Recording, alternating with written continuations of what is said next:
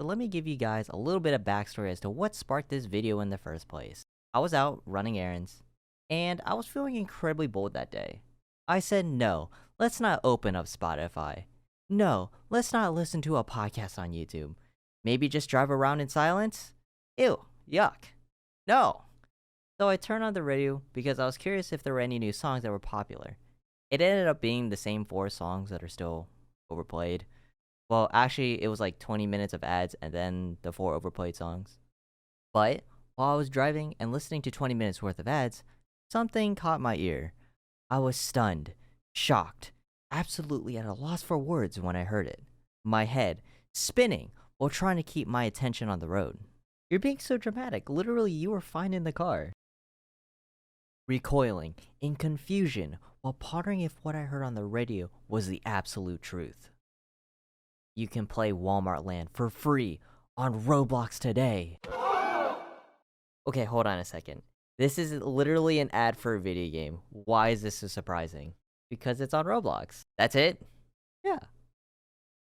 So, I don't know why, and it might seem completely normal to everyone else out there, but when I heard that Walmart was advertising on Roblox, I was incredibly confused. I started playing Roblox when I was 11, and around this time the game was brand new. The games on the site were super bare bones and mostly obstacle courses, and now I look at Roblox games today and they're all super fully fleshed out games on that site, and my 11-year-old brain would basically explode with how super in-depth and pretty much they're carbon copies of Call of Duty and Overwatch and whatever out there. I never thought Roblox would get all that big. I always thought it was a super niche game that didn't have that many players on it because there was old school RuneScape, World of Warcraft, Team Fortress 2. So I had to check out Walmart Land because the idea of big corporations getting word of Roblox was fascinating to me. And it was not just Walmart, but all these other companies are like, ooh, can we market our game on Roblox and get them to buy our product? That'd be cool. Now the question is, how effective is this business strategy? Let's find out, because I'm gonna try a list of games from different companies and see if any of them actually made a decent game, or if they just put in the bare minimum effort and just slapped their logo on a boring game and shipped it out, and thought, oh, no, this will get the kids to buy a new Samsung Galaxy phone. Naturally, I had to start with Walmart, and boy was it disappointing. I think the biggest surprise for me was how many people actually played the game. There are 51 active players right now, 53,000 favorites, a total of 7.6 million visits, or at least bothered to try it out. This is great. So we have leaderboards, I think. How? No way. This can't be real, right? Now, to call this a game is pretty insulting because, to my surprise, there was not a whole lot to do. I know, shocking. But it was half built with a lot of coming soon signs scattered around the main hub, as if they were gonna update it and take very good care of Walmart Land. The most you could do was play 3 minigames, if you can call it that. Wow.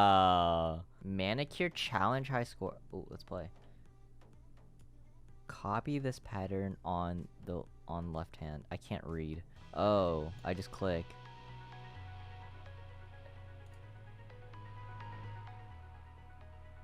There's no way.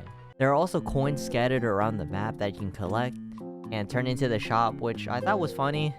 Let's collect more useless coins, because the items in the shop are a bunch of Walmart branded accessories for your character that you can only wear in Walmart Land, so you can't really take it out, which is kind of crazy to me.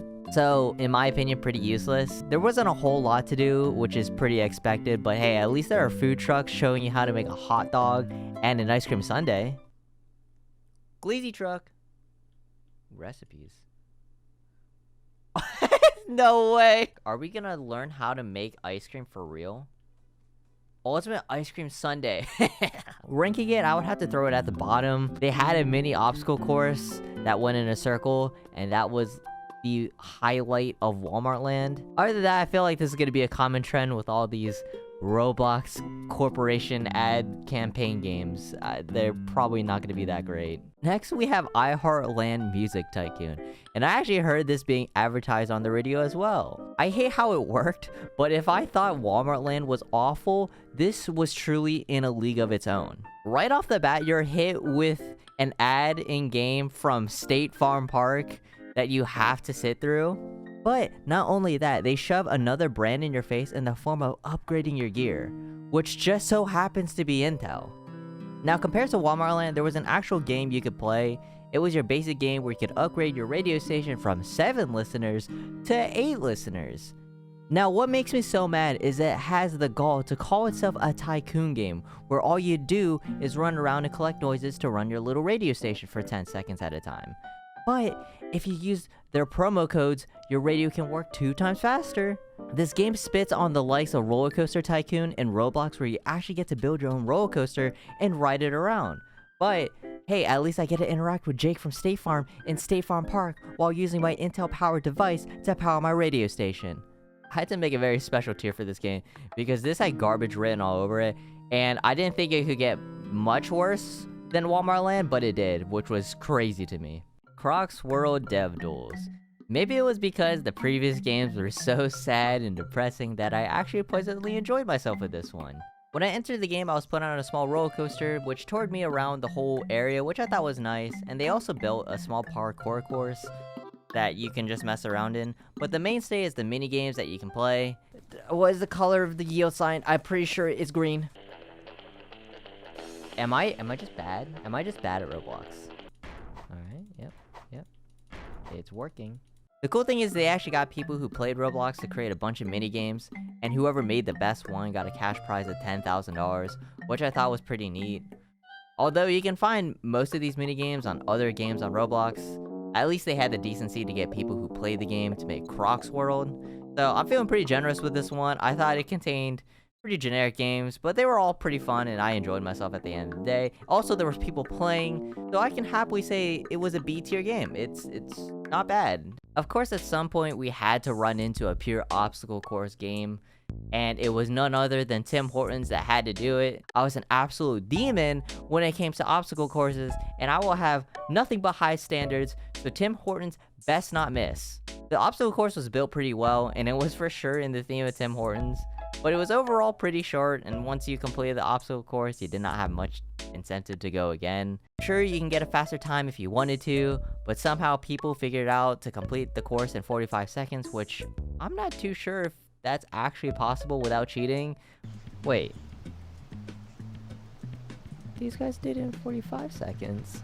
But, I don't know, seems like a skill issue on my end, I guess. It's a one and done course, and it makes sense that not a lot of people was playing this game. Actually, I was the only one playing this game. The game gets a C. It's not good, it's not bad, but it's definitely one of the obstacle courses ever made.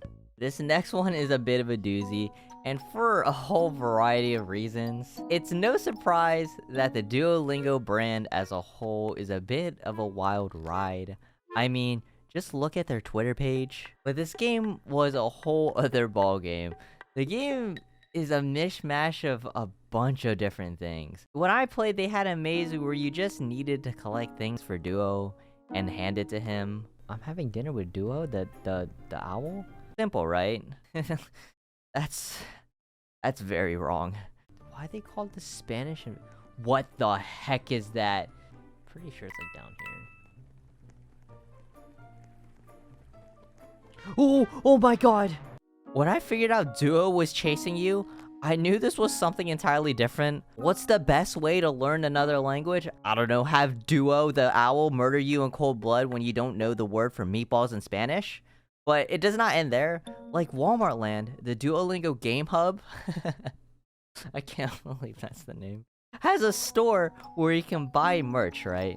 Well, you can actually spend real life hard-earned cash to buy yourself a Duolingo hoodie or a Duolingo backpack and really brag to your friends that you got the freshest threads in town. Oh my god. That is actual real money. And these items actually stay with your character, so you can visit other games and advertise Duolingo stuff, which is insane to me. The rest of the Duolingo experience is a bunch of smaller games made in a game jam, but some of them don't work when you try them, so that's pretty par for the course of this monstrosity of a game.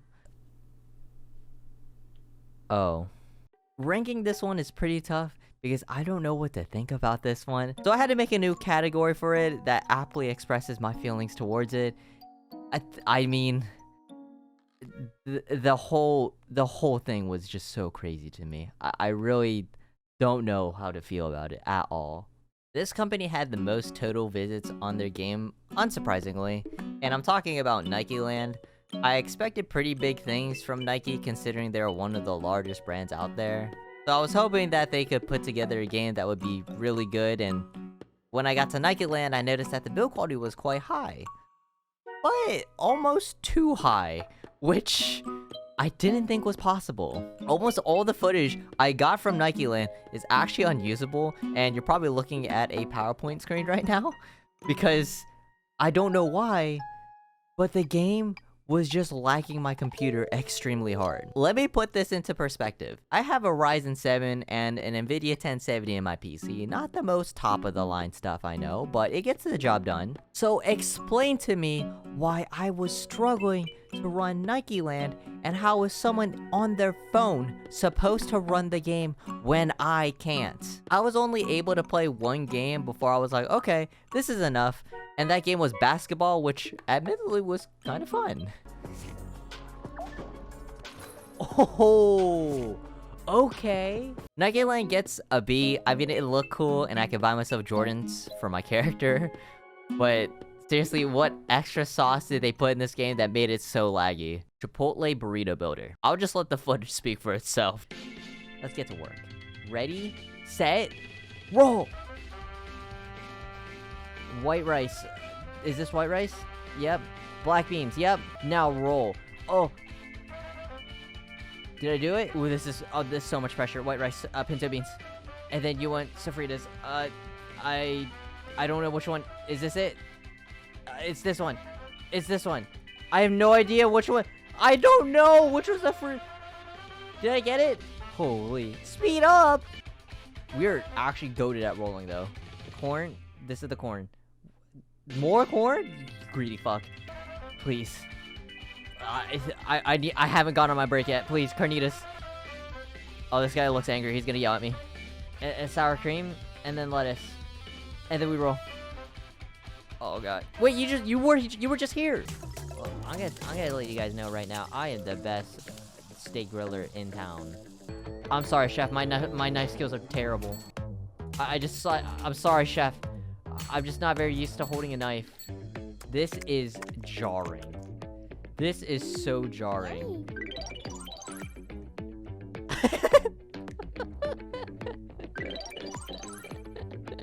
Chipotle gets a B for burrito.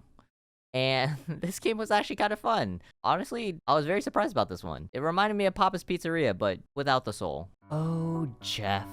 Just getting your hands on every little thing you can, huh? Even my beloved Roblox. Amazon trip around the blocks was actually a pleasant surprise. Because dare I say, I had fun. I mean, it even shows. Some people on the leaderboards have played an insane amount of this game, and if I was a kid during this time, I would most likely do the same. Is that hours? Minutes? Seconds?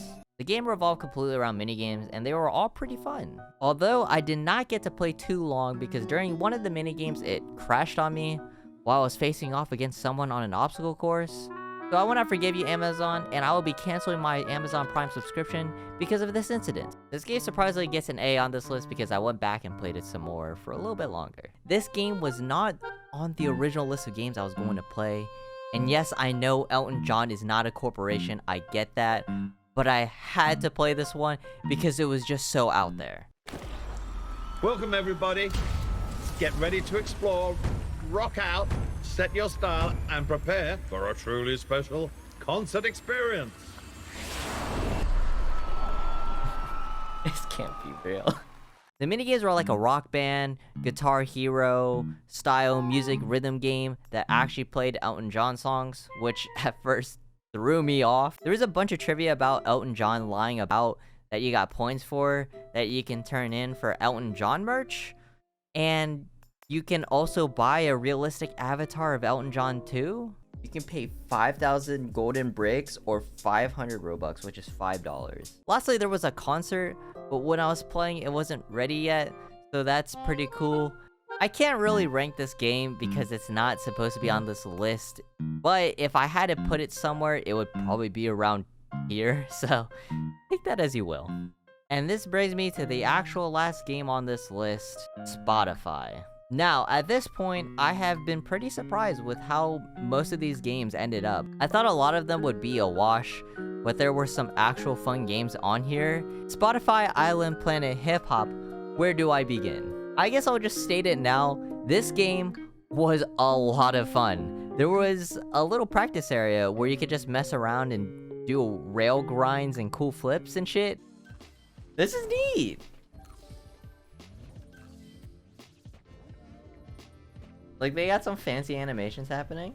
You can like rail grind, which is cool. But once I figured out that there were actual levels, I was like, oh, this is actually fun. The game felt unique, and although I know there is another one like it on Roblox, I just don't remember the name. I think it's a pretty good adaptation of these speedrun type games. Plus, they had these sick car levels, which I thought was super cool. I felt like the build quality went absolutely crazy, and honestly, I played far longer than I meant to. So good job, Spotify, you can keep my money. 1, because there really is no other alternative, and 2, your Roblox game was actually pretty good. It gets the only spot of an S on this list, which honestly, I didn't think I was gonna put any here, because I thought almost all of these games were gonna be hot garbage. So if we're just going by Roblox games, these are the definitive brands that you want to buy from.